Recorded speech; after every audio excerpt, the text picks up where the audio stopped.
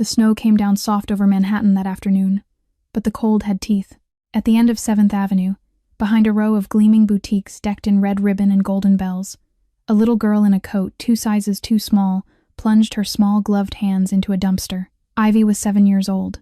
Her cheeks were red from the wind, her lashes dusted white, and her eyes, those wide, stubborn hazel eyes, sparkled every time she pulled out another glass bottle. She stacked them carefully in a torn plastic bag, as though each one were a jewel. A few steps behind her, Rachel stood with one hand braced against the brick wall, the other resting on the small curve of her belly.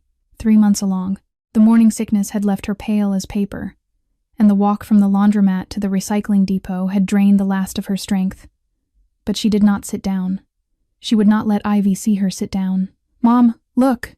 Ivy held up a dented soda can like a trophy. "If we sell all these, we can buy that Christmas tie for Daddy. The blue one with the little snowflakes. He's gonna love it." Rachel tried to smile. "He will, sweetheart." A mother and her young son walked past on the sidewalk, wrapped in cashmere and the clean perfume of wealth. The boy slowed, staring. His mother yanked him close and covered his nose with her gloved hand. "Don't look, honey. That's a trash girl. She probably has germs." "Disgusting," another woman muttered. "Someone should call the city." Ivy heard every word. She lowered the can slowly, and for one brief second her small shoulders trembled. Then she lifted her chin, smiled at her mother, and said brightly, "It's okay, Mom. I don't mind. Daddy works hard for us. I just want to help a little." Rachel bit the inside of her cheek hard enough to taste copper. What neither of them noticed was the long black Rolls-Royce idling against the curb some 20 meters away, its tinted windows reflecting the Christmas lights in soft red streaks. Inside, a man in a charcoal overcoat sat very still. His hair was dark, cut short. A faint scar ran along the edge of his jaw. His right hand rested on his knee, but the knuckles were white. He had been watching Ivy for 11 minutes. "Sir?" the driver asked quietly. David Cole did not answer. His eyes were locked on the child, on the way she laughed even now, on the way her little hand gripped her mother's sleeve. Something inside him, something he had buried for 15 years, stirred like an old wound reopening. Rachel gathered Ivy and the bag of bottles, and together they walked 2 blocks east, toward a glass-fronted restaurant called Belvedere, the most exclusive establishment on the Upper East Side. Rachel worked there as a part-time delivery courier. She was to pick up a takeout order and carry it 3 miles across the city for $30. She reached the entrance just as a man in a tailored Italian suit stepped through the revolving door. Rachel's breath stopped. It was Nathan, her Nathan, the husband who told her every night that he worked in a warehouse in Queens. On his arm was a tall woman draped in white fur. Scarlet, Rachel would later learn, and between them skipped a boy about Ivy's age, laughing up at Nathan and calling him Daddy. A valet whispered to a passerby, loud enough to carry, "That's Nathan Ashford, the King of Wall Street, came in person tonight, with his first love, they say." And their son? The paper takeout bag slipped from Rachel's fingers. She sank slowly to the cold pavement, one hand still on her belly, the other trembling against her lips. Inside the Rolls-Royce across the street, David's jaw tightened. He reached for the intercom. "Investigate Nathan Ashford. Everything." By midnight, Rachel did not remember standing up. She did not remember walking. Somehow her feet carried her 3 blocks before her mind caught up, and when it did, the cold Manhattan air felt like broken glass in her lungs. The takeout bag hung forgotten from her wrist. Snow melted into her cheap canvas sneakers. Her hand stayed pressed to her belly, as if she could shield the tiny life inside from what her eyes had just seen. The King of Wall Street. Nathan Ashford. Her husband. 10 years. 10 years of patched coats and skipped meals. 10 years of rubbing his shoulders after his long warehouse shifts. 10 years of believing she had married a poor boy with an honest heart. Her knees buckled against a street lamp, and the memory came before she could stop it. She had been 22, kneeling in the cemetery in Queens on the anniversary of her father's death. Thomas Bennett, FBI, killed in the line of duty. A folded flag, a closed casket, a country that did not tell her why. That rainy afternoon, a young man in a worn gray jacket had appeared beside her, with a single white lily. "Excuse me," he'd said softly. "I served under your father once. He was a good man. I only had $3, but I wanted to bring something. Nathan." That was how she met him. A lie so perfect it had lasted a decade. By the time Rachel pushed open the door of their walk-up on the edge of the Bronx, her face had gone numb. The apartment smelled of cheap detergent, and the lentil soup she'd left simmering that morning. Paint peeled from the ceiling above the kitchenette. Nathan was already home, sprawled on the couch in a stained gray hoodie, rubbing his temples with theatrical exhaustion. Long day at the warehouse, baby. Forklift broke down twice. Rachel set the delivery bag on the counter slowly. Nathan, she said, keeping her voice light. Which warehouse are you working at these days? The one off Hunts Point. Why? Just wondering. Warehouse work is warehouse work, honey. Nothing to tell. He stretched and yawned. The yawn was flawless. 10 years of practice. The front door burst open and Ivy came flying in, her braid half undone, cheeks glowing. Daddy! Daddy! Look! She held up 3 crumpled dollar bills. The record shop man gave me $3 whole for the old vinyl I found. I'm saving up for your Christmas present. Nathan glanced at the money, then turned back to his phone. That's nice, kiddo. Ivy stood there a moment, the small smile on her face shrinking. Then she carefully folded the $3 into the pocket of her coat and went quietly to her room. Rachel watched her daughter disappear, and something inside her went cold and very, very still. Later, long after midnight, she lay awake staring at the water stain on the ceiling. Beside her, Nathan breathed deep, and even the breathing of a man with no guilt. His phone lit up on the nightstand. Rachel turned her head slowly. The screen glowed blue in the dark. A message thread. A contact saved simply as S. I miss you. Mason kept asking where Daddy was tonight, and above it, a banking notification she was not meant to see. Transfer complete. $50,000. To Scarlett Moore. Rachel did not move. She did not breathe. Somewhere behind her ribs, a quiet final thing cracked in half. 23 blocks south. On the 70th floor of a glass tower overlooking Central Park, David Cole stood at the window with a manila folder in his hand. His assistant, Frank, waited in respectful silence. David turned one page, then another. His hand stopped. Rachel Bennett Ashford. Maiden name, Bennett. Father, Thomas Bennett. Deceased. Former FBI. David closed his eyes. When he opened them, his voice was barely audible. She has been living like this for 10 years? Outside the window, the city blinked on. Indifferent, David set the folder down.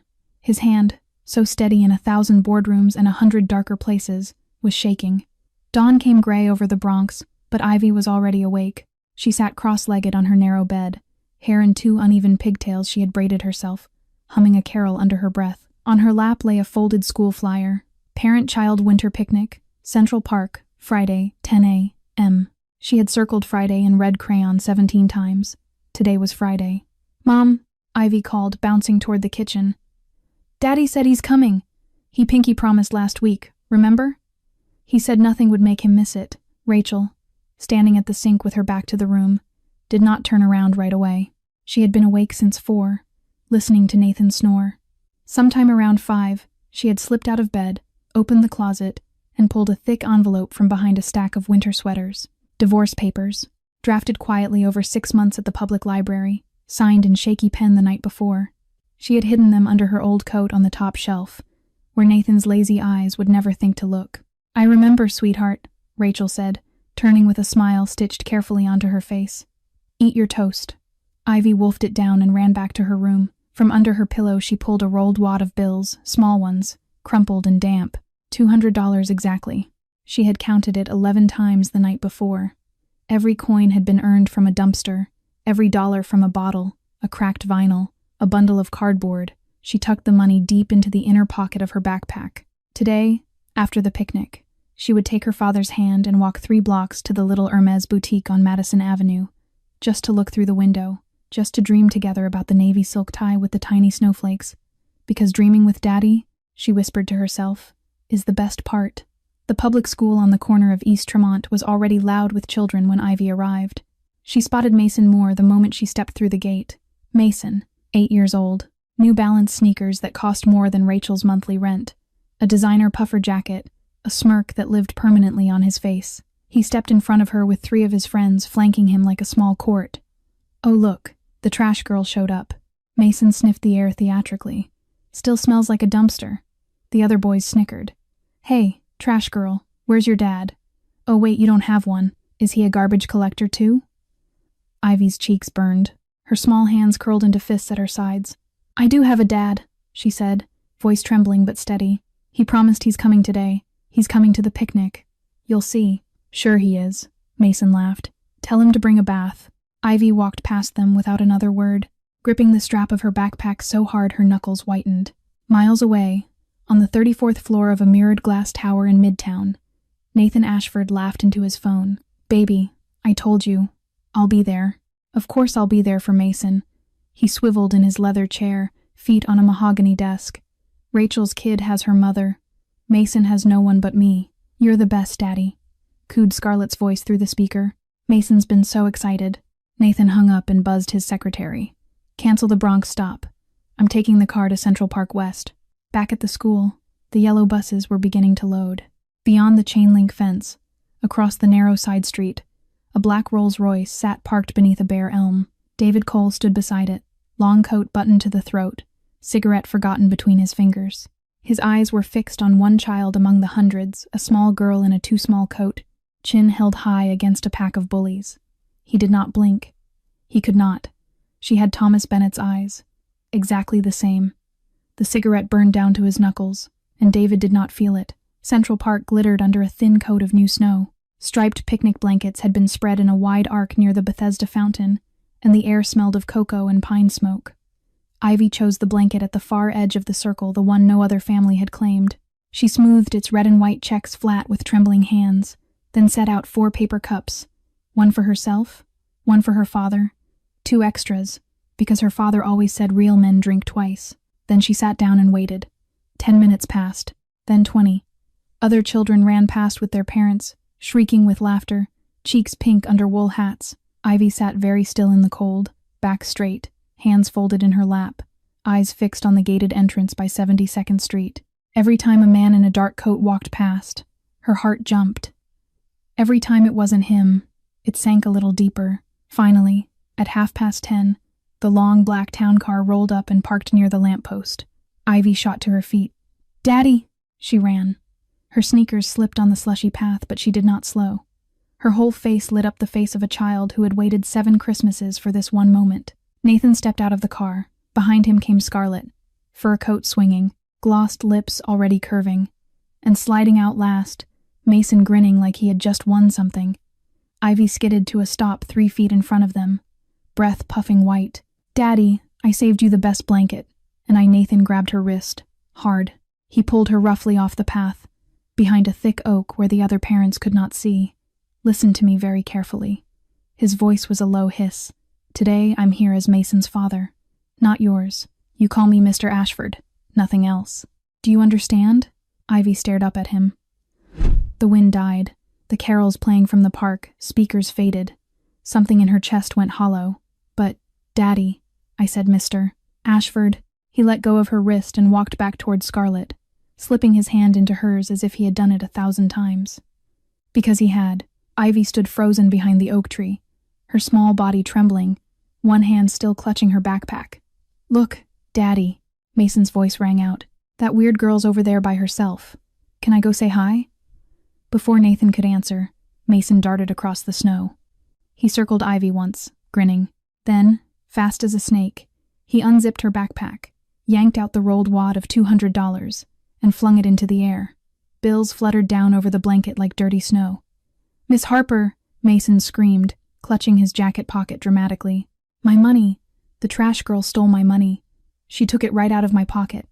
Heads turned. A teacher came hurrying. Mothers gathered. Fathers frowned.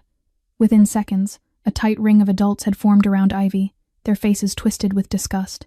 "Is that the girl who digs in the trash? I knew it. I knew she'd steal from a real child." Nathan pushed to the front of the circle, eyes blazing. "Young lady, you apologize to Mason. Right now." Ivy's mouth opened, but no sound came out. Tears slid down her face in silent tracks. "I said apologize." And then, cutting through the cold air like a blade through silk, a deep voice spoke from just beyond the crowd. This child did not take anything from anyone. The crowd parted. David Cole stepped forward, phone held out, a short video already playing on the screen. Captured from a small security camera hidden inside the Christmas tree behind them, a camera his men had installed at dawn. On the screen, Mason, smirking, slipping the money into Ivy's baz himself. The park went silent. The phone had been ringing for almost a minute before Rachel heard it. She was folding wet bedsheets at the laundromat on Burnside when the shrill sound cut through the rumble of dryers. "Miss Harper," the teacher, her voice brittle with embarrassment. Mrs. Ashford, there's been an incident. You need to come. Now. Rachel did not wait for the rest. She dropped the sheets, grabbed her thin coat, and ran. The subway felt slower than it had ever felt. She gripped the cold steel pole until her knuckles ached, one hand cupping her stomach, whispering to the child she had not yet told the world about. Hold on, baby. Hold on. Your sister needs me. When she burst through the 72nd Street gate, she was gasping, hair loose from its clip, snow soaking through the worn soles of her sneakers. She saw the crowd first, then the silence. And at the center of it, her daughter. Ivy was not crying. She was standing very straight, one small hand buried in the long black coat of a man Rachel had never seen before. He stood behind the child like a wall, tall, broad-shouldered, still as stone. Then he turned. His eyes met Rachel's across the circle of shocked faces, and for a moment the whole park seemed to stop spinning. It was not recognition, exactly. Rachel was certain she had never seen this man in her life, but something in the line of his jaw, in the quiet gravity of the way he held himself, something reached inside her chest and pulled, as though a thread she did not know existed had just been tugged. Rachel. Nathan's voice snapped her back. He was red-faced, the guilty kind of red. This man is a stranger, and he is interfering in our family's business. Tell him to leave. The stranger did not look at Nathan. He looked only at Rachel. Then, slowly, he reached into the breast pocket of his coat and drew out something small and old. A photograph. Creased at the edges, faded at the corners. He held it up. Rachel took 2 steps forward and went utterly still. 2 men in tactical gear, dirt streaked across their faces. One was younger, maybe in his early 20s, wounded, being half-carried. The other was older, graying at the temples, grinning crookedly at the camera with a bullet wound already blooming across his shoulder. The older man was her father, Thomas Bennett, FBI. Killed 15 years ago in Brooklyn, on an operation the Bureau had never fully explained to his only daughter. 15 years ago, the stranger said quietly, his voice rough. In an alley off Flatbush Avenue, 3 bullets were meant for me. Thomas Bennett stepped between me and the shooter. The first one went through his shoulder. The second one took him down. He died on my chest. Rachel's knees gave. She sank to the cold path, a hand over her mouth, tears spilling hot over her fingers. I owe him my life, the stranger continued. His last words to me were to find his daughter. I have been searching ever since. He turned then, slowly, toward Nathan. The warmth that had crept into his voice vanished so completely that the air itself seemed to chill. And you, Mr. Ashford, I believe you owe this child an apology. A very large one. Nathan's mouth opened, closed, opened again. No sound came out. Scarlet, a few steps behind him, had gone very pale beneath her makeup. A small tug at the stranger's coat. Ivy was looking up at him, wide hazel eyes shining with something that had not been there an hour ago. Mister, she whispered, are you a friend of my grandpa's? The man looked down at her, and for a long moment, the trained stillness of his face cracked open. He knelt, slowly, until their eyes were level. I am a friend of your family, sweetheart, he said softly. From today onward, always. Scarlett moved fast once she realized the crowd was no longer watching her. She seized Nathan's elbow and dragged him behind a stone pillar near the fountain, her manicured nails digging through his cashmere sleeve. Who is that old man? She hissed, lipstick cracking at the corner. Do you know him? He was looking at you like he wants to ruin you. I've never seen him in my life. Then get him out of our picture before the deal closes. Do you hear me, Nathan? $2 billion. $2 billion. If one weird stranger throws it off, I'll handle it, Nathan muttered. Behind them, David had helped Rachel to her feet. He did not touch Ivy. He only stayed close, his tall frame blocking the worst of the wind. 4 men in dark suits had materialized from nowhere, and now stood at a respectful distance near the lampposts, hands folded in front of them. Mom, Ivy whispered, leaning into Rachel's hip. Can we go home now? Yes, baby. We're going. They began to walk toward the stone steps that led down toward the 72nd Street exit. Mason trailed behind them, kicking snow. He caught up just as Ivy reached the top of the mossy staircase. Hey, trash girl, he whispered. Ivy turned her head. Mason's small hand shot out and shoved her square in the chest.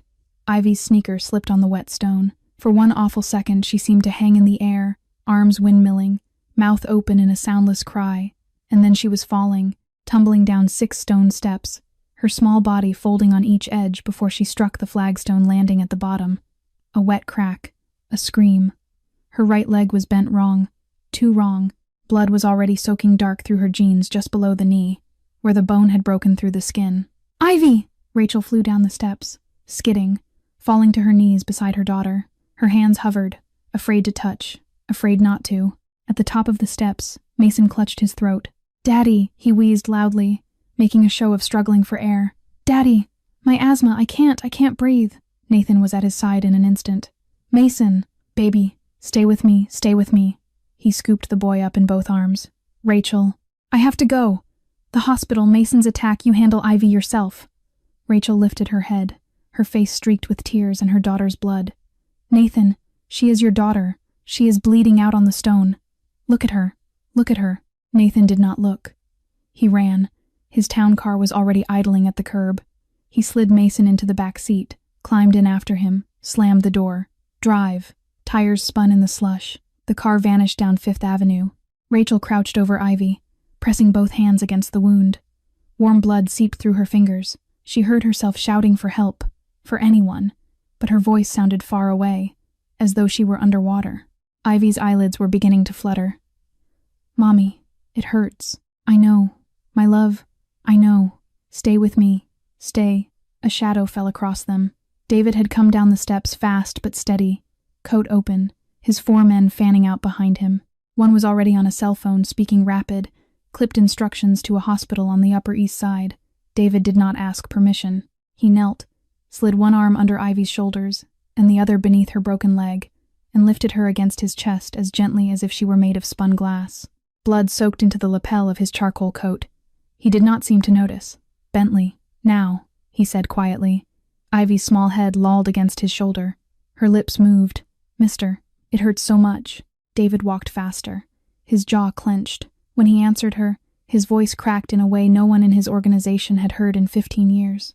"I know, sweetheart, I know. I'm taking you to the best hospital in New York. I will not let go." The Bentley did not stop at the emergency entrance. It rolled instead to the private bay on the north side of Mount Sinai, where a stretcher and 3 masked surgeons were already waiting on the curb. Someone had made a call. Someone had made several. David carried Ivy out himself. He would not hand her to the orderlies until they had laid the stretcher at his feet. Even then, he held her fingers for 1 extra second before letting go. The elevator rose straight to the 21st floor. No stops, no questions. Rachel stumbled behind, still in a coat, stained dark with her daughter's blood, still whispering, "Stay with me, under her breath. The director of pediatric orthopedic surgery, a silver-haired man who normally did not operate after 7 in the evening, met them in scrubs outside operating room 1. "Mr. Cole, Dr. Hirsch. She is family. Treat her as family.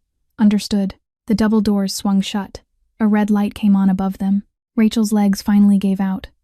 David caught her by the elbow before she hit the floor and guided her to a velvet bench in the private waiting lounge.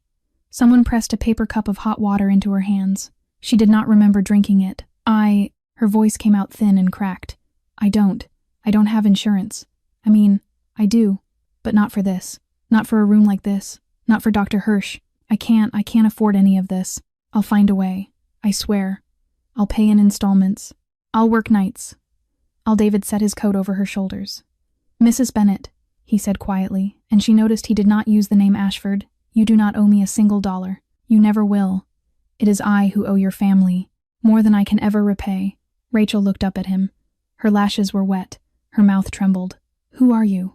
David sat down slowly on the bench across from her. He folded his hands between his knees and looked at the floor for a long moment before answering. "My name is David Cole. I am the head of the Cole family of Little Italy."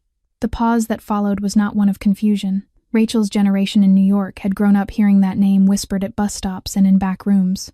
The Cole family. Old money. Older blood. A name that opened doors and closed coffins. 15 years ago, I was 22 years old and very stupid, David continued. I had made enemies I did not understand. One night in Brooklyn, 3 men came for me in an alley off Flatbush Avenue. I was unarmed. I was about to die. He lifted his eyes. Your father had been surveilling me for 6 months. He was FBI. He was building a case against my uncle.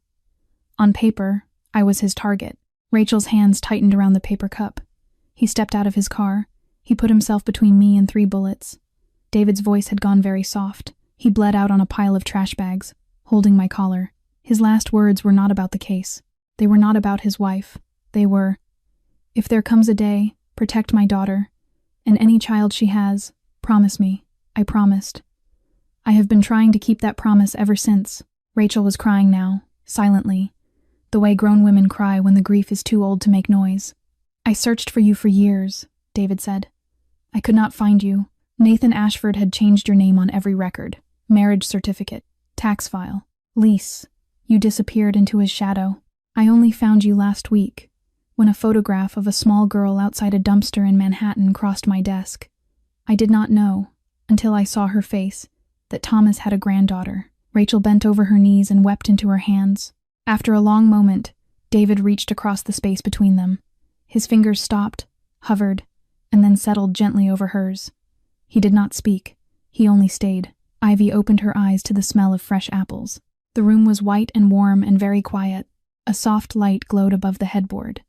Pale morning sun slanted through floor-to-ceiling windows that looked out over the East River. Somewhere nearby, a heart monitor chirped a steady, reassuring rhythm. Her right leg was wrapped thick in a cast, propped on a pillow that smelled of lavender, and sitting in a leather chair pulled close to the bed was a tall man in shirt sleeves, a paring knife in one hand and a red apple in the other. He was peeling it in a single long spiral, brow furrowed with the concentration of a man doing something he had not done in many, many years. "Mr. Cole," Ivy whispered. David's head came up instantly. The apple almost slipped from his hand. "You're awake. You stayed. I said I would." Ivy's lower lip trembled. She reached one small hand out from under the blanket. David set down the knife and took it, careful as if he were holding something that might break. "Mr. Cole," she said, voice small and earnest, Are you going to stay with me? Not just today. For a while?" Something cracked quietly behind David's ribs. "As long as you will let me, sweetheart." Outside in the hallway, fast footsteps, a raised voice. The door burst open so hard it banged against the wall. "Rachel." Nathan filled the doorway, hair wild, suit rumpled. He had clearly been driving for hours. His eyes swept the room and locked on Rachel, who stood near the window. "Where the hell have you been? I went home and you were gone." The neighbor said some men in suits loaded a moving truck. "What is this?" He spotted the manila envelope open on the bedside table. "Divorce papers? Divorce papers? Are you out of your mind?" He crossed the room in 3 strides and grabbed her wrist. Rachel flinched. "Let her go."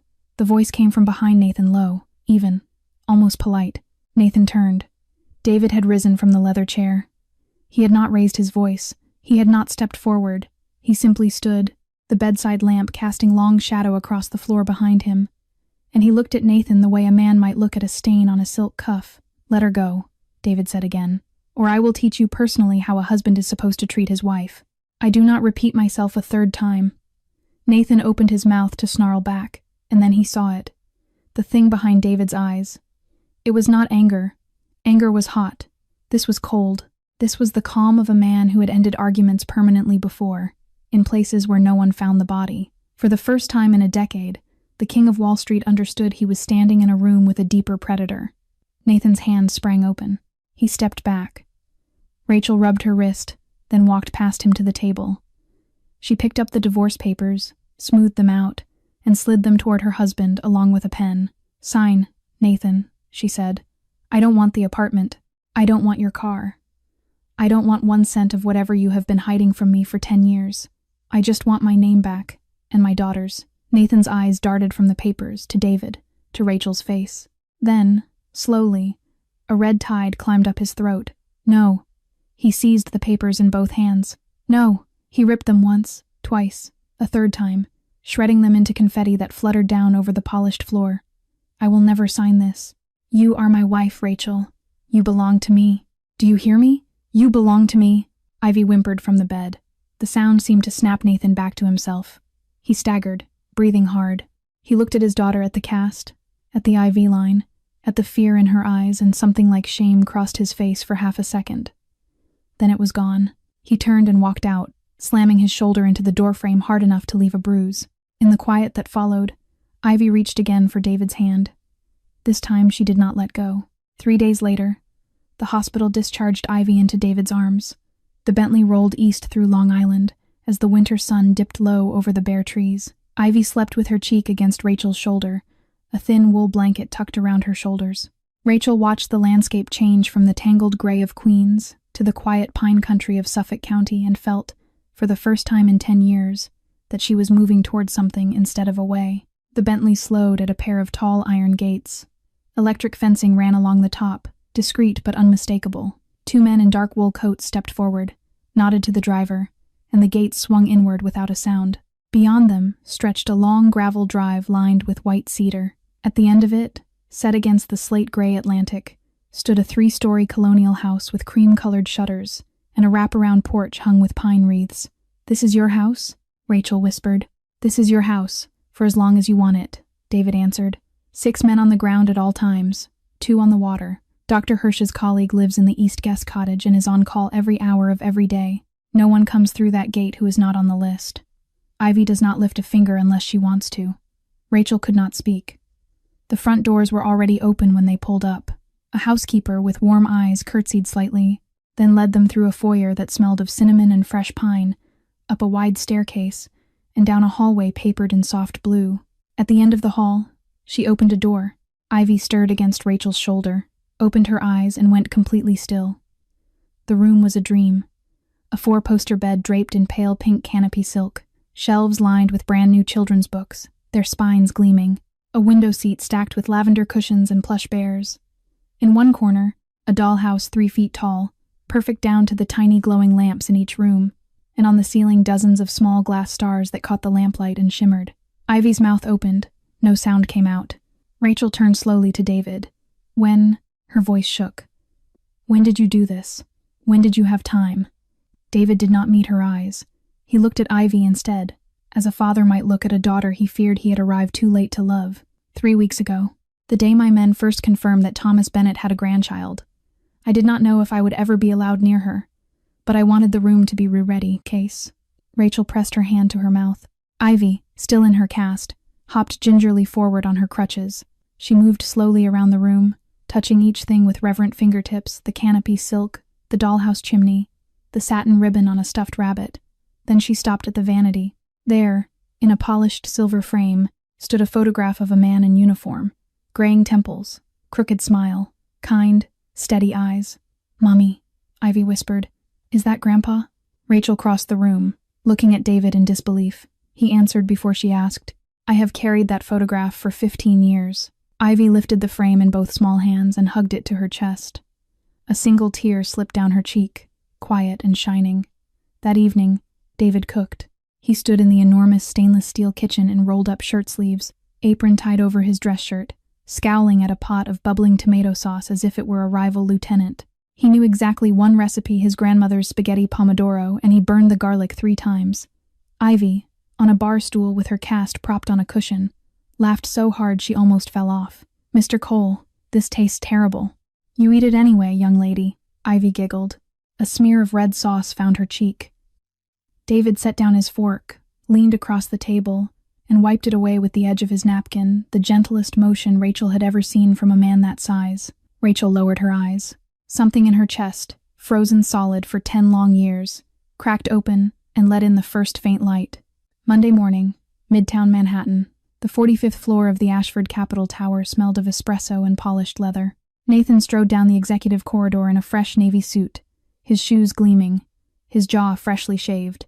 The hospital scene had been scrubbed from his skin the way he scrubbed every inconvenient thing. "Son." Gregory Ashford was waiting at the head of the glass conference table, a rare smile splitting his granite face. "Sit down. We have news that will change this family's century." Nathan sat. "A mystery investor has been quietly buying Ashford Capital stock for 6 months. This morning, their representative made contact. They want to inject $2 billion. $2 billion. With that capital, we acquire Pearson Logistics by March and leapfrog Goldman's mid-market division by summer." Nathan's mouth fell open. $2 billion? Who is it? "The fund moves through a blind trust in Geneva. They refuse to name principals until the signing dinner. But one condition the executive attached to the deal must be present with his family. Wife, child, no exceptions." Scarlett, perched in the corner in a cream Chanel dress, set down her cappuccino carefully. "Darling," she purred, rising. "I wasn't going to say anything, but I may have had a small hand in this." "What do you mean? You remember the charity gala in Monaco last spring?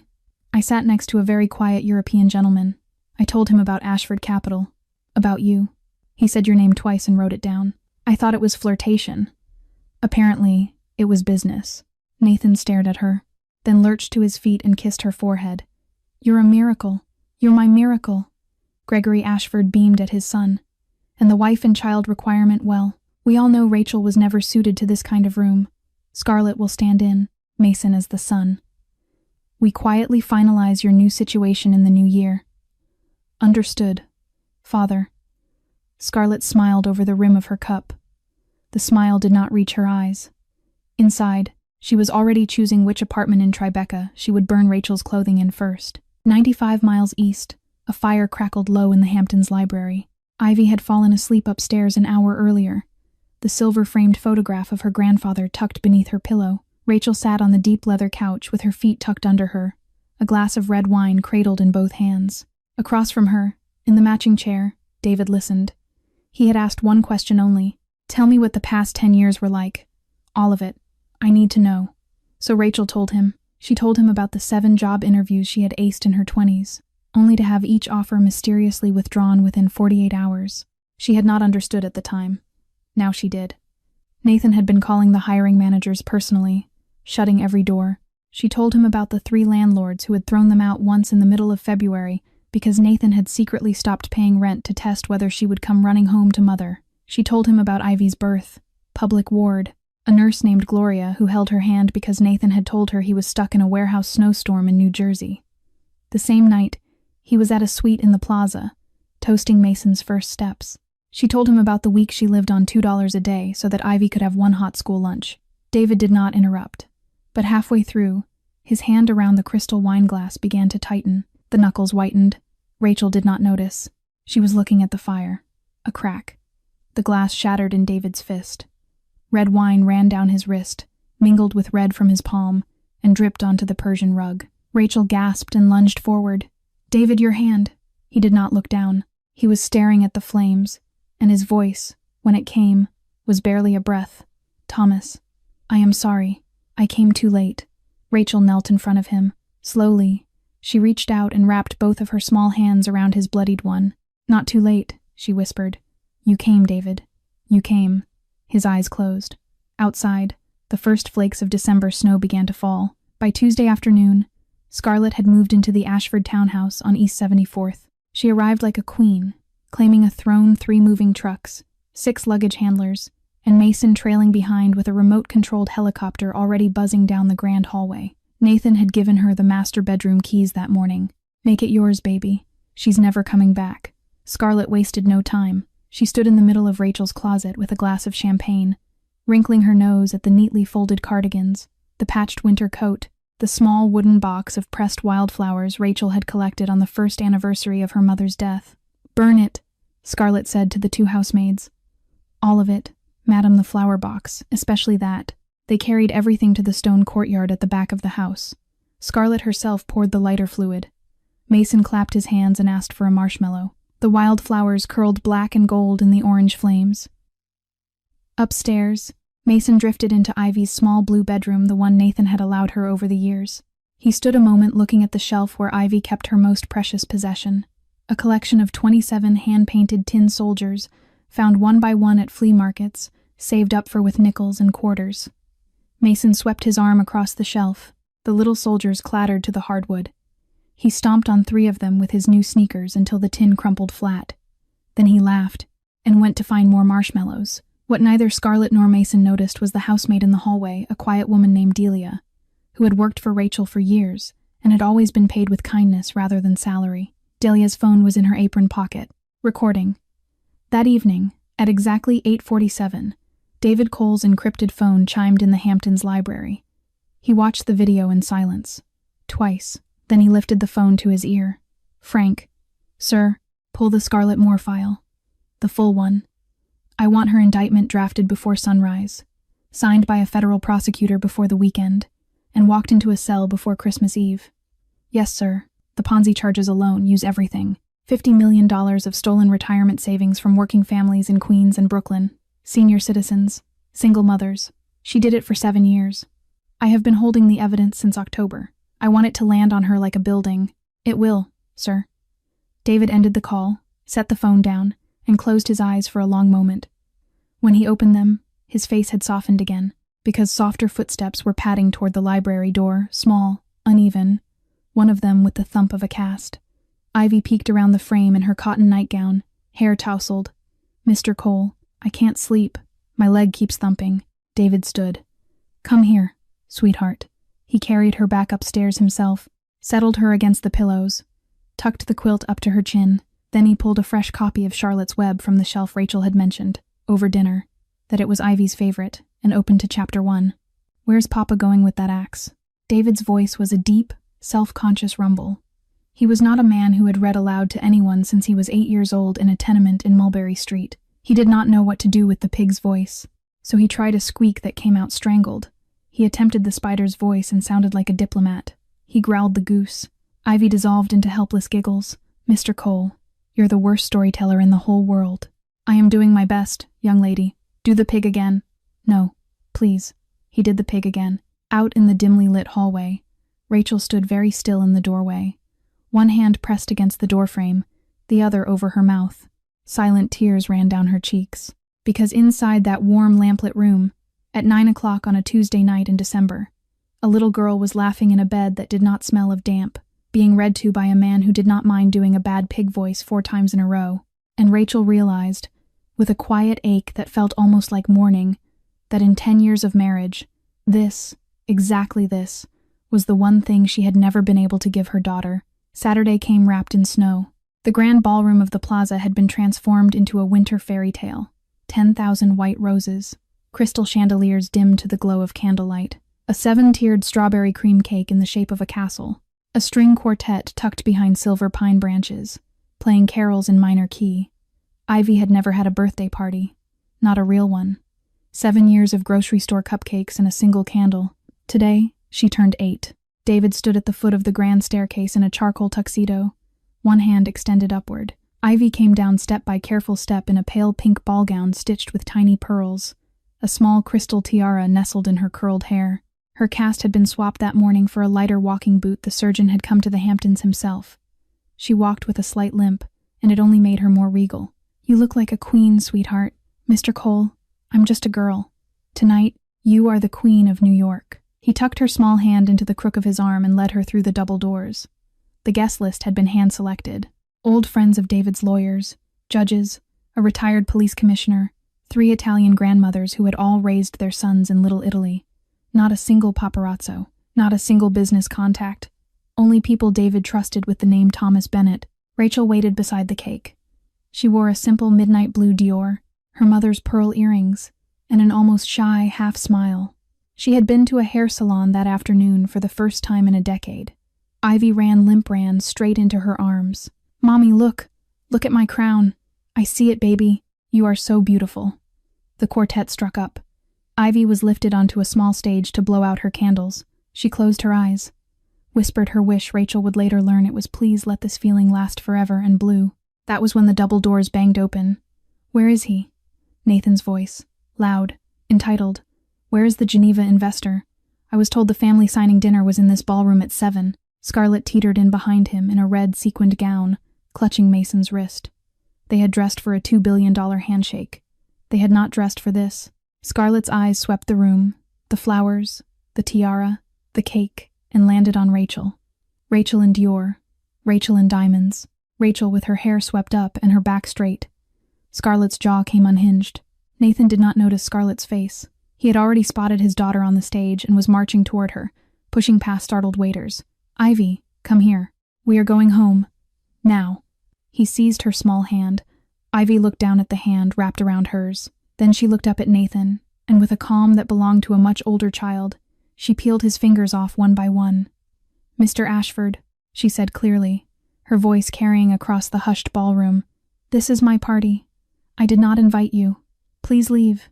Nathan staggered back as if struck. Scarlett, humiliation curdling fast into rage, flew forward. Crack. The sound of her palm against Ivy's small cheek rang through the ballroom like a rifle shot. The string quartet stopped mid-measure. A glass dropped somewhere and shattered. For one long second, the grand ballroom of the plaza held its breath. David's hand was already moving to his jacket, his face going dead calm in the way that had once emptied an entire warehouse in Red Hook. He did not get there first. Rachel crossed the space between herself and Scarlett in 3 strides, her heels silent on the marble, and her open palm met Scarlett's cheek so hard the other woman's head snapped sideways and the sequined gown shed a small shower of red. Then, without pausing, Rachel backhanded her across the other cheek. Scarlett dropped against a banquet table, clutching her face, mascara running. Rachel stood over her, breathing hard, her voice low and cold and 10 years old. "The first one is for my daughter. The second one is for the 10 years you smiled at me and pretended to be my friend." Nathan's face went purple. 10 years. 10 years of Rachel lowering her eyes, pouring his coffee, mending the elbows of his warehouse jackets. And now this. A diamond around her throat, blood on her knuckles. His mistress sprawled weeping on the floor of the plaza's most expensive ballroom. He lunged. "You little," he never finished the sentence. David Cole rose from his chair at the head table. He did not hurry. He did not shout. He simply stood up, smoothed a crease from the lapel of his charcoal tuxedo, and walked forward. And as he did, for the first time that night, the polished host of the birthday party fell away. The face that remained was not the face of a doting guardian reading Charlotte's Web at bedside.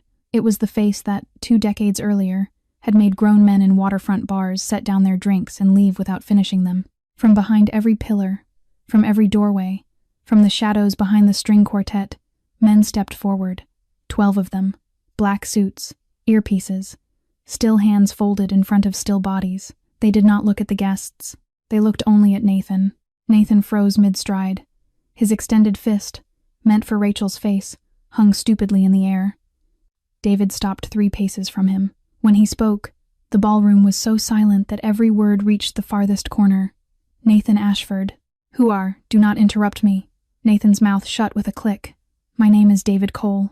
You may have heard it whispered on Wall Street. Old money, older blood. The man your board members do not dare to cross in a bidding war. The man your lawyers have spent 6 months trying to identify behind a certain Geneva trust." A wave of understanding passed through the crowd like a shiver. The $2 billion investment into Ashford Capital, the Geneva Fund, the mystery partner, the signing dinner you dressed up for tonight, that is me. I opened it 6 months ago. I have been waiting. Scarlett, on the floor, stopped crying. Her eyes went wide with an animal kind of fear. The stock of Ashford Capital, 67% of which now sits in a shell company registered in Delaware under the name Lazarus Holdings. That is also me. I have been acquiring quietly since the spring. The board will not know until the markets open Monday morning. But you know now. Nathan's legs went out from under him. He sat down hard on the marble floor, mouth working silently. "And the reason I did all of this," David continued, his voice dropping, softening, turning almost gentle, "is because 15 years ago, in an alley off Flatbush Avenue, Rachel's father stepped in front of 3 bullets meant for me. He died with my shirt in his fist and his daughter's name on his lips. I made him a promise." David turned slightly. "Tonight, I am keeping it." Scarlett staggered to her feet, smudged and shaking. No, this isn't possible. David Cole is an urban legend. He doesn't exist. He's a bedtime story people on the street tell to scare interns." David turned his head toward her with the same deliberate calm. "And yet, here I stand." He glanced over her shoulder, toward the ballroom doors. "Oh, and, Miss Moore, the FBI is waiting for you in the lobby. I made a telephone call on Tuesday. $50 million Ponzi scheme. 7 years of defrauding retirees and single mothers in Queens and Brooklyn. Your offshore accounts, your shell companies, your second set of books, all of it is now in federal hands." He inclined his head. "Merry Christmas." The double doors opened. 2 men in navy blue jackets with gold lettering across the back stepped into the ballroom. A female agent held a pair of handcuffs in one hand, a warrant in the other. "Scarlett Moore, Federal Bureau of Investigation. You are under arrest." Scarlett shrieked. The sound was inhuman. She tried to run, slipped in her own sequined hem, and went down on one knee as the cuffs clicked around her wrists. Mason, forgotten beside an overturned chair, began to wail. David walked calmly back to the stage, knelt, and lifted Ivy into his arms. "Happy birthday, sweetheart." The opening bell on Monday morning sounded like a guillotine. At 9:31, Ashford Capital opened at $184 a share. By 9:34, it had fallen through 120. By 10, the trading floor halted the stock twice. By 11, CNBC was running a red banner across the bottom of the screen. Ashford Capital collapses mystery holding firm Sizey's controlling stake. In the glass corner office on the 45th floor, Gregory Ashford watched the ticker on his monitor for 41 seconds. Then the coffee cup slipped from his hand, and he slid sideways out of his chair onto the Persian rug. A secretary screamed. An ambulance was called. By noon, he was in a cardiac intensive care unit on the Upper East Side, half of his face frozen, the other half trying to form the word son. Nathan did not go to the hospital. He ran. He ran to the offices of Goldman's old guard. The receptionist said Mr. Weintraub was in a meeting, would be in meetings all week. Please leave a card. He ran to his father's oldest friend at J.P. Morgan, a man who had held him at his christening. The man did not take the call. He ran to the Ashford family attorneys. They had already been retained by Lazarus Holdings. There was a conflict of interest. They regretted they could no longer represent him. By 3 in the afternoon, every door on Wall Street that had opened for a Nathan Ashford on Friday was bolted shut. He sat in the back of his town car with his tie loose around his neck and made one final call. Get me on the first train east. The Hamptons, now. Rain was falling on Long Island by the time the car rolled up to the iron gates of the coal estate. It was a cold December rain, half sleet, punishing and sideways. Nathan stepped out into it without an umbrella. I need to see my wife. My wife, Rachel. She's inside. The guard at the intercom did not move. Sir, step back from the gate. I am her husband. Sir, step back from the gate. Nathan dropped. Not metaphorically. He dropped to his knees, then forward onto his palms, in 3 inches of icy slush. Rachel. His voice cracked and carried up the long gravel drive. Rachel, I was wrong. I was wrong. I'll give her up. Scarlett, I'll cut her out. I'll never see her again. I'll tell the court Mason isn't mine. Just come back. Just bring Ivy home, please. Above him, the camera mounted atop the gatepost blinked red, recording every word, every gesture, every tear that might have been rain. On the 3rd floor of the house, Rachel stood at the tall library window, with Ivy pressed against her hip. Ivy was wrapped in a soft knit blanket. Her walking boot gleamed under the floor lamp. Rachel's arm was around her shoulders. They watched together. Nathan, shrunken and wet, was still crawling toward the gate, still shouting, his expensive shoes lost somewhere behind him in the mud. Ivy tilted her small head. Her expression was perfectly flat. Mommy, she said quietly. He's acting again. Rachel looked down at her daughter, at the calm of a child who had learned, too young, the difference between love and performance. Yes, baby, she whispered. You're right. Behind them, soft footsteps. David had come in without knocking, without speaking. He crossed the library and stopped just behind Rachel. He did not touch her at first. He simply stood close enough that she could feel the warmth of him through the back of her cashmere sweater. Then, slowly, he lifted one hand and set it on her shoulder. He said nothing. He did not tell her what to do. He did not ask her to stay. He did not push her to forgive or to refuse. He only stayed. His presence was not a demand. It was a choice offered, unspoken, hers to take or leave. Rachel closed her eyes. And for the first time in 10 years, she let herself lean. She turned, just slightly, and rested her forehead against the solid breadth of his chest. David's arms came up around her, slow, careful, like a man afraid of waking a butterfly.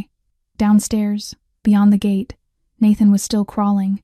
Upstairs, in the quiet, warm light of the library, a woman was learning how it felt to be held by someone who meant it. The 23rd of December came in soft and cold. By dusk, Ivy had fallen asleep under the enormous Christmas tree in the great room. One cheek pressed against the silver-framed photograph of her grandfather, her small hand still clutching a half-wrapped present for her mother. Rachel had draped a cashmere throw over her, kissed her forehead, and left her there among the glowing bulbs. David appeared in the doorway with 2 coats draped over his arm. Come with me. Where? Just outside. For a moment, he wrapped the heavier coat around Rachel's shoulders himself, and led her through the French doors of the library onto the wide stone balcony that overlooked the garden and, beyond it, the black Atlantic. Snow was falling, not the angry sleet of the week before. This was gentler, slow, large flakes, spinning down out of a windless sky and catching in Rachel's loose hair like tiny stars. The world had gone quiet the way only a coastal night in deep winter can. David stopped at the stone railing. He reached into the inside pocket of his coat and drew out a slim leather portfolio. He held it out. Rachel took it with careful fingers. Open it. She did. Inside, clipped together neatly, lay a small stack of papers. The topmost page bore an ornate letterhead from a law firm in Lower Manhattan. Her eyes moved down the dense text, slowed, then stopped. The deed to the Hamptons estate. Transferred in full. Sole owner, Rachel Bennett. Not Ashford, Bennett. Her father's name? her own name. Restored, David. It is your house now, he said quietly, and Ivy's, free and clear. Signed and filed this morning, not a loan, not a gift with conditions, not something that can be taken away if you change your mind about anything or anyone. Rachel's eyes filled. Even if you choose not to keep me, David went on, the two of you will never again live in a place that is not yours. Never again be put out on the street. Never again look for a corner to sleep in. That part is over. I wanted you to know that, before you decide anything else. The snow fell between them. Rachel stared at the page a long time. When she looked up, her cheeks were wet, and the question on her lips had been waiting there for days. David, aren't you afraid? That your life, the men you have had to manage, the enemies you must have made, the things the papers do not print will come for Ivy and me? David did not answer right away. He turned his face toward the ocean. The muscle along his jaw worked once, twice. Snow settled on his dark lashes and did not melt. For 15 years, he said finally, since the night your father died on my shoulder, I have been dismantling everything my family built wrong, every illegal asset, every dirty account, every old enforcer I could retire without bloodshed. I have spent a fortune making my empire legitimate. I am, today, a businessman, a real one, on paper and in truth. He lowered his eyes to her. But I will not lie to you, Rachel. I cannot promise that the past will never knock on our door. There are still names on lists. There are still men in prisons who remember mine. I take every precaution. I will take more. But there is a risk. A small one, and it is a real one. His voice went very soft. If you need me to walk away, so that you and Ivy are never touched by any shadow of what I was, I will. Tonight, I will disappear from both your lives and make sure you are cared for from a distance, forever, without you ever having to see me again. Rachel looked up at him. Snow was melting on his cheekbones. His hands were down at his sides, empty, open, helpless. She closed the leather portfolio. She set it on the railing. Then she raised her hand, slowly, and laid her palm flat against his cold cheek. Don't go, she whispered. Don't ever go. David's eyes closed, and when he opened them again, he bent his head, and their lips met for the first time soft, trembling, tasting of salt and snow, and the quiet ending of a very long loneliness. Christmas morning came bright and cold. Ivy woke first. She blinked at the glow of the string lights still looped across her canopy, sat up, and listened. Somewhere downstairs, music was playing a soft old Bing Crosby carol, and underneath the music, quieter still, two voices she knew, one warm and laughing, the other low and mock defensive. You are burning the toast, Miss Bennet. I am not burning the toast, Mr. Cole. I am caramelizing the toast. Is that the official Hamptons term? Yes. Ivy slipped out of bed, fitted her walking boot carefully, and made her way down the grand staircase in her reindeer pajamas. She stopped on the third-to-last step and peeked around the banister. The kitchen was golden with morning light. Rachel stood at the stove in David's oversized flannel shirt, hair twisted up in a loose bun, flipping eggs. David stood behind her at the counter, sleeves rolled to the elbow, pretending to disapprove of the caramelized toast while stealing a bite of bacon from the plate. When Rachel turned, he kissed the top of her head as naturally as if he had been doing it for 20 years. Ivy's small chest squeezed. She had never, not once in 8 years, seen her mother in a kitchen with a man who kissed her good morning. She limped into the room. There she is, David said, turning. Queen Ivy of the Hamptons. Your Majesty, your toast awaits. Ivy did not run. She did not squeal. She walked straight to them and lifted both arms. David bent. Rachel bent. The three of them folded together in the middle of the kitchen floor, a small, quiet knot of people holding each other for a long moment without saying anything at all. When David finally pulled back, his eyes were wet but his voice was steady. Ivy, may I ask you something? Would it be all right with you if I stayed? Not just this week, not just while your leg heals, but always, with you and your mother. Ivy tipped her head to one side. She furrowed her brow in the very serious way small children furrow their brows when a great question has been asked of them. Rachel bit her bottom lip, watching. Always? Ivy asked. Always. Ivy considered the stove. She considered the toast. She considered Bing Crosby. She considered her mother's eyes. Then she nodded. Okay, but you have to learn to make better spaghetti. The sauce last time was still terrible. David threw his head back and laughed a full, rusty, astonished laugh that filled the kitchen like a bell. Rachel laughed with him. Ivy, delighted with herself, laughed hardest of all. It was the kind of laughter that cleans a house, the kind that chases out old ghosts. They were still laughing when Frank's quiet knock came at the doorway. "Sir, a moment, please." David stepped into the hall. When he came back, his face had gone still again. Not cold. Still. "What is it?" Rachel asked. "A report from the city. Scarlett was being transferred from holding to a federal facility this morning. The van stopped at a red light on West 34th. Mason, he had been staying in a shelter nearby, saw her through the window. He ran into the street crying for his mother. A delivery truck could not stop in time."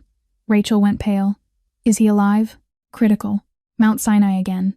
He has no family that will take him in." Scarlett's parents refused the call. The kitchen was very quiet. Rachel set the spatula down. She looked at David, her eyes shining with a complicated thing that was not forgiveness and was not anger but something larger than both. "David, he is a child." "I know. Whatever his mother did, I know." David was already lifting the encrypted phone from his pocket. He dialed. Someone answered on the first ring. "Dr. Hirsch." "Yes. The Moore boy in trauma too. Take over his case personally. The best neurosurgeon you can get out of bed on Christmas morning.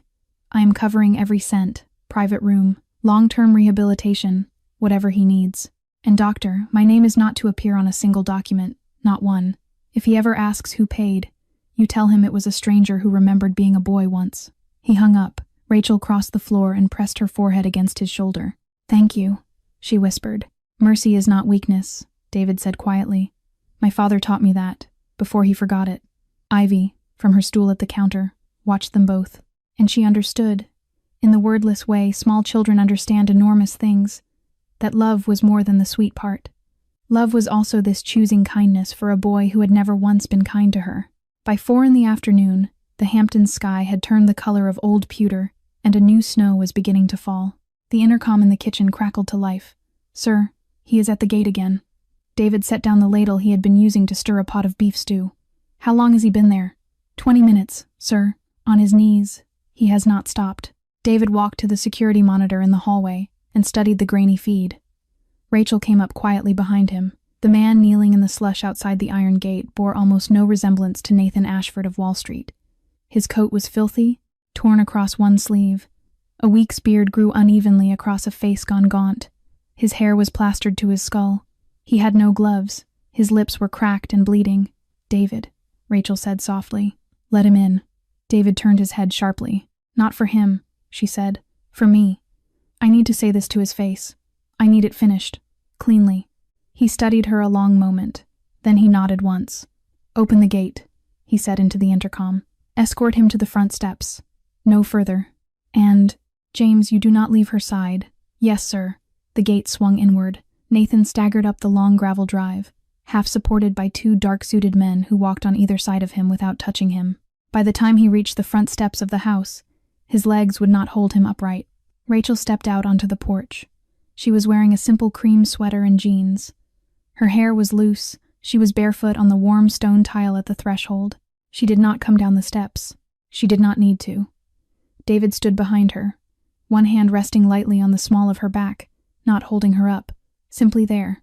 Nathan dropped. He did not kneel in the normal sense. He went all the way down, hands and forehead pressed to the cold, wet stone of the lowest step, and he crawled. "Rachel." His voice was hoarse, wrecked from weeping and from howling at locked doors all over Manhattan. "Rachel, I have lost everything. Everything. The stock opened at 82 this morning and was halted by noon. The board voted me out at 2. My father had another stroke. The doctors say hours. He cannot speak. He cannot recognize me. He dragged himself one step higher. The Plaza apartment is in receivership. The townhouse is seized. I have $37 in my wallet. I do not know where I will sleep tonight. Another step. Please, I am begging you. Just one chance. For 10 years together. For Ivy. For the baby inside you, I know there is a baby. Rachel, I saw the hospital report on your coat in November. Our baby. Please, let me come home. Let me be a father. A real one. From today. I swear on everything. On my father's grave. On Ivy's head. He reached the top step. He did not dare touch her. His forehead pressed against the stone by her bare foot. Rachel looked down at him. Her face was perfectly calm. "Nathan," she said quietly, and her voice carried in the hush of the falling snow. "For those 10 years, where were you?" Nathan did not answer. When I went into labor on a Tuesday night in February and walked 3 blocks in the snow because we could not afford a cab. Where were you? No answer. When Ivy was 4 years old and asked me for a quarter so she could buy you a tie for Father's Day, and I did not have a quarter, and she went out in the alley behind the building and started digging in the dumpster. Where were you, Nathan? A sound came out of him. Not quite a word. And the day before yesterday, when Ivy spent every dollar she had saved from the trash to buy you a Christmas tie because she loved you, where were you then? Silence. Rachel's voice did not rise. It only got softer. So tell me truthfully, Nathan. Have you come today because you love Ivy? Or because you have lost everything else? Nathan's mouth opened. He had no answer. Behind Rachel, David said nothing. He did not need to. His presence steady, calm, unmistakable was itself the answer to every claim Nathan had left. Rachel took one small step back from the threshold. Go home, Nathan. Wherever home is now. Leave my family in peace. Nathan did not move. He stayed crumpled on the top step, forehead still pressed to the cold stone, shoulders shaking with dry, soundless sobs. The 2 guards flanked him but did not lift him. Rachel had not walked back inside. She was waiting for something. She did not know what. The front door creaked. A small figure limped out onto the porch in a red Christmas sweater and the bulky walking boot.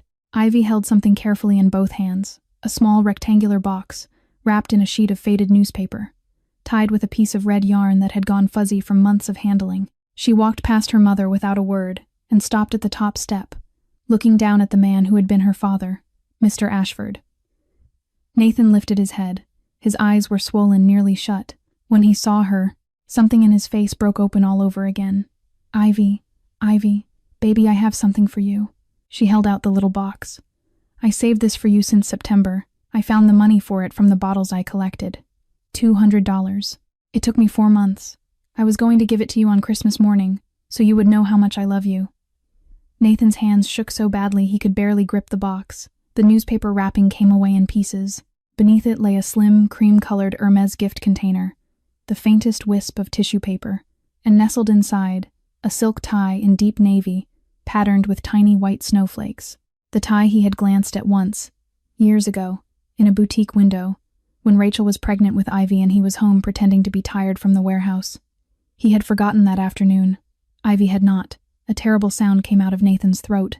He clutched the tie to his chest, then pressed it against his cheek, and wept into the silk the way children weep when they have finally understood something irreversible. Ivy waited until the first wave of sobbing passed. Then she spoke again, gently, but with a clarity that belonged to a much older voice. I am giving it to you today, not as a Christmas present anymore, as a goodbye. Nathan's weeping stopped. He stared up at her, the tie crushed in his fists. From now on, Ivy said, I have a new father. His name is David. She did not look back at David on the porch behind her. She did not need to. He was not as rich as you when I met him. Well, actually, he was always richer than you, but I did not know it. But that is not why I chose him, Mr. Ashford. I chose him because he reads to me every night. He does a very bad pig voice in Charlotte's Web, and he does it anyway because I ask him to. He peeled an apple for me the morning after I broke my leg. He carried me up a whole hospital elevator in his own arms without asking anyone to help. Her voice did not tremble. You never read to me, Mr. Ashford. Not once. Not even when I asked. You told me you were tired. She took one small step back. I hope the tie keeps you warm. Goodbye. Nathan pressed the silk to his mouth. He did not try to argue. There was nothing left in him to argue with. The guards lifted him, gently this time, under each arm.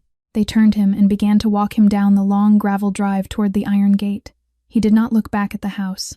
He walked the way a man walks who knows that something has ended for good. Shoulders bowed, tie clutched to his chest, like the last warm thing in the world. The snow was falling thick and heavy now, softening every footprint behind him, until the path he had crawled in on was erased. At the gate, the 2 men stepped aside. Nathan walked through alone, out onto the empty road, into the white. The iron gate swung closed behind him with a small, final click. On the porch, Ivy turned. She reached up. Rachel reached down. David knelt. The 3 of them walked back into the house together, and the heavy oak door closed behind them, shutting out the snow and the night and everything that had been. The months that followed did not feel like months. They felt like the slow unfolding of a long-held breath. By mid-January, the Wall Street Journal ran a front-page obituary for Ashford Capital, the firm, founded 4 generations earlier in a brownstone on Broad Street, was formally dissolved at 4:17 on a Thursday afternoon. Its assets, every building, every trading desk, every patent were absorbed into coal holdings at auction. Bloomberg called it the fastest sovereign collapse of a Wall Street dynasty in 40 years. By early February, Scarlett Moore stood before a federal judge in the Southern District of New York. The evidence David had held in a locked drawer for half a year filled 41 boxes. The jury deliberated for 3 hours. She was sentenced to 15 years in a federal facility in West Virginia. On the day of sentencing, she did not cry. She sat very still and did not look up when her cuffs were tightened. Mason survived his surgery. He spent 2 months at Mount Sinai in a long, quiet room paid for by an anonymous donor. When he was discharged, a quiet couple from upstate, a retired school principal and his wife, unable to have children of their own, connected through a private adoption channel Frank had arranged, brought him home to a small white house outside Ithaca. They did not tell him about New York. They gave him a dog named Pete and time. He stopped screaming in his sleep by April. Gregory Ashford died on the 14th of February. Nathan was not at the bedside. The funeral was small, attended mostly by old bankers who had come to be seen. No one spoke Nathan's name aloud. Nathan himself vanished from Manhattan. For a while, rumors moved through the city like cigarette smoke that he had fled to Buenos Aires, that he was selling timeshares in Phoenix, that he had taken his own life. None of these were true. A columnist at the Post eventually received an anonymous tip and wrote a 2-paragraph note on page 11. A man matching Nathan Ashford's description, under a different name, had been spotted washing dishes in the back of a roadside diner in a small town in Montana. He wore, the column noted, a navy silk tie with tiny snowflakes under his apron, even at the sink. Life in the Hamptons did not stop. It simply became gentle. Ivy was enrolled at a small private school in East Hampton, the kind with horses in the backfield and only 10 children per class. She adored it. She came home with muddy knees and essays about spiders. Once, in February, Ivy mentioned at dinner that a new girl had arrived at school on a scholarship and that some of the other children whispered about her shoes. David put down his fork. "Come here, sweetheart. Sit on my knee for a minute." Ivy climbed up. "Listen carefully. You will never, in your whole life, look down on a child who is poor. You will never laugh at a shoe. You will never wrinkle your nose at a coat. Do you know why?" Ivy nodded solemnly. "Because I used to be her. Because you used to be her. And because every person who laughed at you was not a good person. Being rich is an accident. Being kind is a choice. Which one do we choose in this house? Kindness. Every time." Ivy hugged his neck fiercely and went to invite the new girl to her sleepover the next weekend. In March, Rachel's belly grew round beneath her soft sweaters. In April, she began to walk slowly along the winter beach, David's hand always at her elbow. In May, the ultrasound showed a boy. At 5:14 in the morning on the 22nd of June, Rachel gave birth to a healthy baby boy at a small private hospital outside Southampton. The room smelled of sea air and warm cotton. Rachel had chosen the name months earlier. It had never been in question. Thomas Cole. When the nurse placed the small swaddled bundle in David's arms, something very old broke quietly open inside his chest. He had not wept in 20 years, not at funerals, not at prisons, not at the Atlantic Ocean on a December balcony. He wept now. He bent his head over the sleeping infant. His shoulders shook. Rachel, exhausted in the hospital bed, watched him with tired, shining eyes. "Grandfather," David whispered into his son's hair, so softly that only the baby could hear. "I kept my promise." Christmas came again, and the Hamptons estate glowed like something out of a storybook. Tens of thousands of warm white lights had been strung along the eaves, down the long gravel drive, and through every branch of the twin spruce trees flanking the front gate. A tall wreath hung on the oak door, tied with a wide red ribbon. From the kitchen drifted the smell of cinnamon, roasted apples, and David's slowly improving spaghetti sauce. Inside the great room, a 15-foot fir tree stood half-decorated beside the fireplace. Ivy, 8 years old now, and out of her walking boot for 6 months, sat cross-legged on the thick wool rug. At her knee, a small round infant in a red velvet jumper was pushing himself up on 2 dimpled arms, wobbling, determined. "Come on, Tommy," Ivy coached in a loud whisper, patting the rug in front of her. "One knee, then the other. Don't look at Mom. Look at me. You can do it." Thomas Cole, 6 months old, stuck out his tongue in concentration. He rocked once, twice, and shot forward on his belly with a delighted squeal. He crawled. "Mom! Dad!" He crawled. Rachel, up on a small step stool with a silver ornament in her hand, laughed so hard she nearly dropped it. David, holding the stool steady, looked up at her with an expression that had not existed on his face 2 years earlier. The quiet amazement of a man who wakes up every morning slightly surprised that his life is real. "Good boy, Thomas," David called down. "Good boy. Now go pick on your sister." The doorbell rang. Ivy hopped up and limped lightly to the foyer. Through the tall window beside the door, she saw a small figure on the front step, a girl about her own age in a thin gray coat, holding a brown package in red, chapped hands. A delivery from the post office. Left at the gate and carried the rest of the way up by the neighbor's daughter for a little tip. Ivy froze. She knew that coat. She knew those hands. She knew the careful way the girl was holding the package, as if afraid the label might be damaged and she would not get her dollar. Ivy had stood exactly there, in exactly that posture, in a different life. She opened the door. "Hi. Merry Christmas. Thank you so much. Merry Christmas, miss." Ivy took the package and set it on the hall table. The little girl turned to go. "Wait, please." Ivy ran to the coat closet. She pulled out a brand new down parka lavender, tag still attached, bought 2 weeks earlier for a cousin's birthday that had been postponed. Off the kitchen counter, she snatched a freshly wrapped tin of butter cookies and a small paper bag of oranges.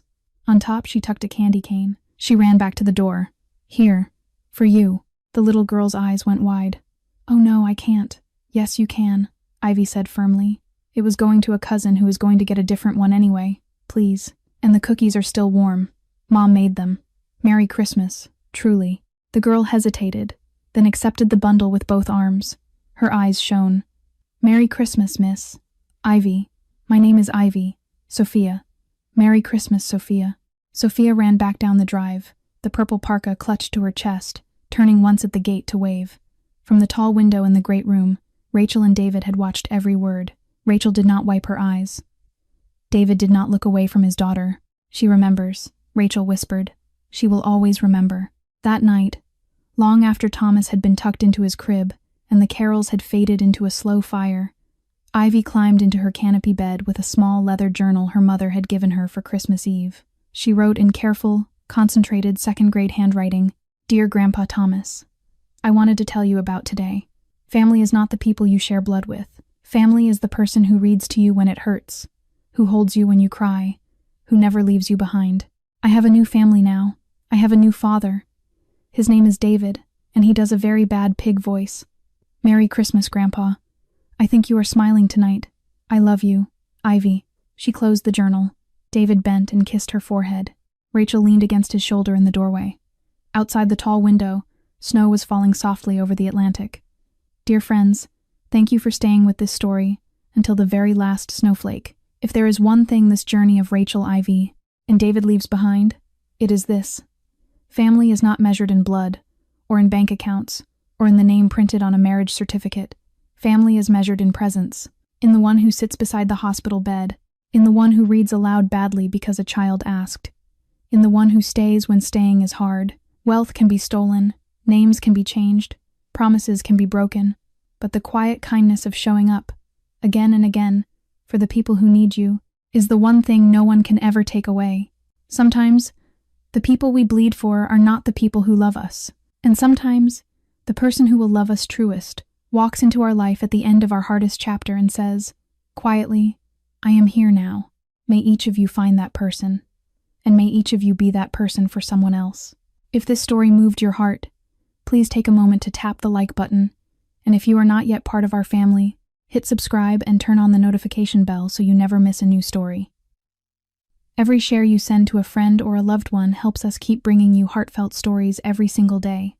We would love to hear from you. How did this story make you feel? Did any part of Rachel's journey, or Ivy's quiet courage, or David's slow healing heart remind you of someone in your own life? Have you ever had a moment when a stranger became family, or when someone you trusted became a stranger?